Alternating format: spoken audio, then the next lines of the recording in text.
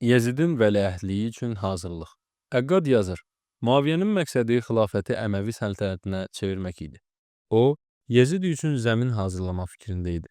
Qocaldığını başa düşəndə ölümündən qorxdu. Çünki bu zaman məqsədi həyata keçməyə bilərdi. O zaman Mərvan həkimə yazdı ki, cəmaatdan beyət alsın. Mərvan özü də xilafətə tamah saldığı üçün bu işdən boyun qaçırtdı və başqalarını da Yezidin əleyhinə təhrik etdi. Muaviyyə onu işdən kənarlaşdıraraq Səd ibn Əl-Ası onun yerinə təyin etdi və məsələni ona yazdı. Əlbəttə, onun sözünə heç kəs müsbət cavab vermədi. Muaviyyə bir neçə məktub yazdı və Səidə əmr etdi ki, onların birini İmam Hüseynə, birini Abdullah ibn Abbasa, birini Abdullah ibn Zübeyrə, dördüncüsünü isə Abdullah Cəfərə çatdırsın və cavab alsın.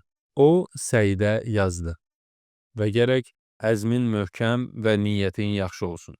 Dostluq və yumşaqlığı əldən vermə.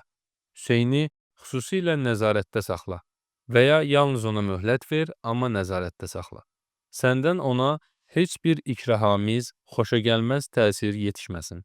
Çünki onunla Allah Rəsulu arasında yaxınlıq və qohumluq əlaqələri vardır. Onun elə bir böyük haqqı və hüququ vardır ki, heç bir kişi və qadın müsəlman bu haqqı inkar etmir. O, şücaət və igidlik meşəsinin aslanıdır və mən sənin üçün arxayın deyiləm. Yəni, əgər onunla çarpışmaq istəsən, inanmıram ki, ona əl tapa biləsən.